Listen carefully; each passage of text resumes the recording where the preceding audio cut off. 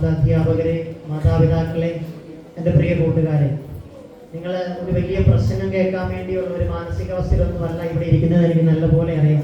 അതുകൊണ്ട് വലിയ പ്രസംഗത്തിന് പ്രസക്തിയില്ല എന്നുമുള്ള ചേതോവികാരത്തോടുകൂടിയാണ് ഞാനിവിടെ നിൽക്കുക.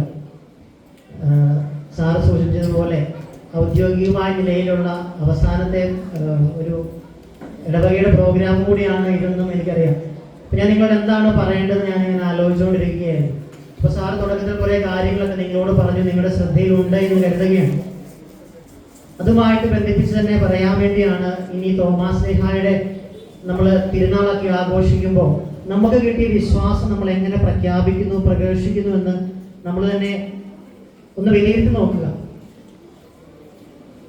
നമ്മൾ പലപ്പോഴും ക്രിസ്തുവിനെ പ്രഘോഷിക്കാൻ മടിക്കുന്ന ഒരു കാലഘട്ടത്തിൽ, അല്ലെങ്കിൽ മതേതരത്വം പറഞ്ഞ് ക്രിസ്തു വേണ്ട, എല്ലാ ദൈവങ്ങളും ഒന്നാണെന്നൊക്കെ പറയുന്ന ഒരു കാലഘട്ടത്തിൽ നമ്മൾ ജീവിക്കുമ്പോൾ, നൂറ്റാണ്ടുകൾക്ക് മുമ്പ് ജീവിച്ച് താൻ അറിഞ്ഞ ക്രിസ്തുവിനെ പ്രഘോഷിച്ച മാർ തോമാസ് ശ്ലീഹായുടെ തിരുനാളൊക്കെ ആഘോഷിക്കുമ്പോൾ നമ്മൾ എങ്ങനെ വിശ്വാസം പ്രഖ്യാപിക്കുന്നു നമ്മൾ നമ്മുടെ ചോദിച്ചു നോക്കുക. ഞാൻ ഒന്ന് രണ്ട് ആനുകാലികമായ 2 സംഭവങ്ങൾ മാത്രം പറഞ്ഞുകൊണ്ട് അവസാനിപ്പിച്ചോളാം. 2023 സംസ്ഥാന വനിതാ അവാർഡ് നേടിയ, സിനിമ അവാർഡ് നേടിയ നടിയുടെ പേര് നിങ്ങൾക്ക് ആർക്കെങ്കിലും ഓർമ്മയുണ്ടോ? 2023 മികച്ച നടിക്കുള്ള സർക്കാരിന്റെ പുരസ്കാരം നേടിയ നടി ആർക്കെങ്കിലും അറിയാമോ? വിൻസി അലോഷ്യസ്. കേട്ടിട്ടില്ലേ? വിൻസി അലോഷ്യസ് 2023 അവാർഡ് ദാനം നടത്തിയതിനു ശേഷം ഇരിങ്ങാലക്കുട രൂപത സംഘടിപ്പിച്ച ഒരു പരിപാടിയിൽ വെച്ച് പൊതുവേദിയിൽ വെച്ചൊരു പ്രസംഗം നടത്തി. അതിൽ വിൻസി അലോഷ്യസ് അവിടെ നിന്ന് പബ്ലിക് ഓഡിയൻസിനോട് പറഞ്ഞ കാര്യമുണ്ട്.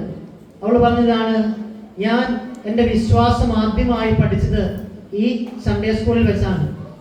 ഞാൻ ആദ്യമായി ഒരു സ്റ്റേജിൽ കയറി പ്രസംഗിക്കാൻ പഠിച്ചത് ഈ സ്റ്റേജിൽ വെച്ചാണ്. ഞാൻ ആദ്യമായി വരയ്ക്കാൻ പഠിച്ചതും എൻ്റെ കലാകായിക കഴിവുകളെ തിരിച്ചറിഞ്ഞ് തന്നെ വളർത്തിയതും എൻ്റെ പ്രിയപ്പെട്ട മതാധ്യാപകരാണ്. അതുകൊണ്ട് ഞാൻ എത്ര ഉന്നതിയിലെത്തിയാലും എൻ്റെ വിശ്വാസത്തെ ഞാൻ തള്ളിപ്പറയുകയില്ല എന്ന് എനിക്ക് എൻ്റെ മാതാപിതാക്കളിലൂടെ, എൻ്റെ മതാധ്യാപകരിലൂടെ എനിക്ക് ലഭിച്ച ക്രിസ്തീയ ബോധ്യം ഞാൻ ഉപേക്ഷിക്കുകയില്ല എന്ന് അവൾ അവിടെ കൂടി എല്ലാവരും ഒരു പ്രഖ്യാപനം നടത്തുന്നുണ്ട്. അതിനുശേഷം നമുക്കറിയാം, അവൾക്ക് ഒത്തിരിയേറെ സിനിമയൊക്കെ കിട്ടിയപ്പോൾ അവൾ തന്നെ അതിനുശേഷം ഒരു ഇന്റർവ്യൂവിൽ പറഞ്ഞു, എനിക്ക് കുറച്ച് അഹങ്കാരമൊക്കെ കയറിപ്പോയി, പ്രസക്തിയിലെത്തിയപ്പോൾ ഞാൻ ദൈവത്തെ മറന്നു എന്ന് അവൾ പറഞ്ഞിട്ട് അവൾ തന്നെ ആ ഇന്റർവ്യൂവിൽ സംഭവിച്ചൊരു കാര്യമുണ്ട്. എൻ്റെ ജീവിതത്തിൽ അഹങ്കാരം കയറിയപ്പോൾ അന്ന് എൻ്റെ ജീവിതത്തിൽ ദൈവം ഇടപെട്ടു. അന്ന് മുതൽ എൻ്റെ വളർച്ച കുറയാൻ തുടങ്ങി, എൻ്റെ അവസരങ്ങൾ സിനിമാ ലോകത്ത് കുറഞ്ഞു. അതിനുശേഷം ഞാൻ ക്രിസ്തുവിനെ പ്രഘോഷിക്കാൻ തുടങ്ങിയപ്പോൾ, എൻ്റെ വിശ്വാസ ജീവിതത്തിലേക്ക് ഞാൻ തിരികെ വന്നപ്പോൾ വീണ്ടും എൻ്റെ ജീവിതത്തിൽ, എൻ്റെ കരിയറിൽ ഒരു ഉയർച്ചയുണ്ടായി എന്ന് വിൻസി അലോഷ്യസ് പറഞ്ഞത് ഒരുപക്ഷെ നിങ്ങൾ കേട്ടിട്ടില്ല എങ്കിൽ ഇന്ന് ഞാൻ ഈ വേദിയിൽ വെച്ച് പറയുകയാണ്. എൻ്റെ പ്രിയമുള്ളവരെ, നമ്മൾ ഇതുപോലെ തിരുനാളൊക്കെ ആഘോഷിക്കുമ്പോൾ, നമ്മൾ ഈ വലിയ സെലിബ്രേറ്റുകളെയൊക്കെ പുറകെ പോകുമ്പോഴും അവർ നേടിത്തന്ന ഒരു വിശ്വാസമുണ്ട്, അവർ കാണിച്ചു തരുന്നൊരു വിശ്വാസ മാതൃകയുണ്ട്. അതും കൂടെ പിന്തുടരാൻ വേണ്ടിയുള്ള ഒരു പക്വതയെങ്കിലും നമ്മൾ കാണിക്കണമെന്നുള്ളതാണ് എനിക്ക് നിങ്ങളോട് പറയാനുള്ളത്. രണ്ടാമതായിട്ട് പറയാനുള്ളത്, ഇവിടെ ഫുട്ബോളിനെ സ്നേഹിക്കുന്ന ഒത്തിരിയേറെ കുട്ടികളുണ്ട് എന്ന് എനിക്കറിയാം.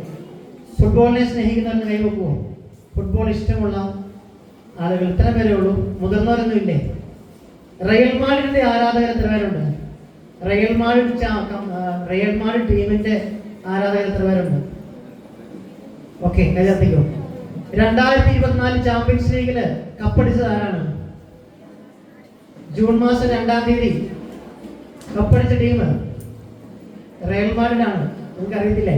2024 ജൂൺ 2-ന് സ്പാനിഷ് അന്നത്തെ ചാമ്പ്യൻസ് ലീഗിൽ സ്പെയിനിൽ വെച്ച് നടന്ന മത്സരത്തില് ചാമ്പ്യൻസ് ലീഗ് സ്വന്തമാക്കിയത് റയൽ മാഡ്രിഡ് ആയിരുന്നു. അതിനുശേഷം ആ ചാമ്പ്യൻസ് ലീഗ് കിരീടവുമായിട്ട് അവര് സ്പെയിനിലെ തന്നെ കത്തീഡ്രൽ ദേവാലയത്തിലേക്ക് പോയത് നിങ്ങൾ ഒരുപക്ഷെ ലോകം മുഴുവൻ വാർത്തയായ ഒരു സംഭവമായിരുന്നു. ആ ടീമിൽ കളിച്ച എല്ലാ കളിക്കാരും ആ ചാമ്പ്യൻസ് ലീഗ് കിരീടവുമായിട്ട് നേരെ പോയത് സ്പെയിനിന്റെ കത്തീഡ്രൽ ദേവാലയത്തിലേക്ക് പോയിട്ട് ആ ദേവാലയത്തിലെ സ്പെയിനിന്റെ സ്വർഗീയ മധ്യസ്ഥയ്ക്ക് ആ കപ്പ് അവർ സമർപ്പിച്ചിട്ട് പറഞ്ഞു, ഈ വിജയം ഞങ്ങൾക്ക് പരിശുദ്ധ അമ്മ നേരിട്ടെന്നാണ് പറഞ്ഞുകൊണ്ട് ആ കപ്പ് പള്ളിയിൽ സമർപ്പിക്കുന്ന വാർത്ത നിങ്ങൾ എല്ലാവരും കണ്ടതാണ്.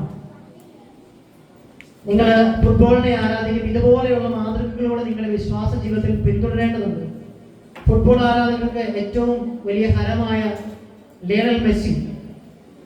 മെസ്സിയുടെ ശരീരത്തിൽ ഒത്തിരിയേറെ ടാറ്റു കുത്തിയത് നിങ്ങൾ ശ്രദ്ധിച്ചിട്ടുണ്ടാവും അല്ലേ? ആ ടാറ്റുകൾ നിങ്ങൾ ശ്രദ്ധിക്കാതെ പോയ രണ്ട് കാര്യം ഉണ്ടാകും. ഒന്ന്, ഒരു ജപമാല കൊത്തി വെച്ചിട്ടുണ്ട്. ആരെങ്കിലും ശ്രദ്ധിച്ചിട്ടുണ്ടോ? ഒരു ജപമാല മെസ്സിയുടെ ശരീരത്തിൽ കുത്തി വെച്ചിട്ടുണ്ട്. അതുപോലെ ഈശോയുടെ മുൾക്കിരീടം അണിഞ്ഞ ഈശോയുടെ ഒരു രൂപം കൂടെ മെസ്സിയുടെ ഈ തോൾഭാഗത്ത് ചേർത്ത് കുത്തി വെച്ചിട്ടുണ്ട്. ടാറ്റു അടിച്ച സ്റ്റിക്കർ. നമ്മൾ ഈ ആരാധകരെയൊക്കെ കളിക്കാരെയൊക്കെ ഇതുപോലെ മാതൃകയാക്കുമ്പോൾ എൻ്റെ പ്രിയമുള്ളവരെ, അവരൊക്കെ വിശ്വാസത്തിന് വേണ്ടി നിലകൊള്ളുന്നത് നമ്മളൊക്കെ ചിന്തിക്കേണ്ടതാണ്. അല്ലെങ്കിൽ കോമി പെപ്ര എന്ന് പറയുന്ന ഫുട്ബോൾ കളിക്കാരൻ ബ്ലാസ്റ്റേഴ്സിന്റെയും മോഹൻ ബഗാന്റെയും കളി നടക്കുമ്പോൾ, മുഹമ്മദൻസിന്റെ കളി നടക്കുമ്പോൾ 64-ാം മിനിറ്റിൽ ഗോൾ അടിച്ചിട്ട് ഈ കഴിഞ്ഞ ISL അവൻ മുട്ടുകുത്തി കുരിശു വരച്ച് നിലം തുമ്പിക്കുന്ന ഒരു രംഗം മനോഹരമായിട്ട് സ്റ്റേഡിയത്തിൽ സ്ക്രീനിലും നമ്മൾ കണ്ട സ്ക്രീനിലൊക്കെ മിന്നി മറിഞ്ഞതാണ്. വിശ്വാസത്തിന്റെ ഈ ഒരു പ്രഘോഷണം നമുക്ക് നടത്താൻ വേണ്ടി പറ്റുന്നുണ്ടോ? നമ്മൾ ആരാധകരെയും സിനിമാക്കാരെയും കളിക്കാരെയും ഒക്കെ ഇതുപോലെ മാതൃകയാക്കുമ്പോൾ അവർ കാണിച്ചു തരുന്ന ഒരു വിശ്വാസ ജീവിതം കൂടെ നിങ്ങൾ മാതൃകയാക്കണം.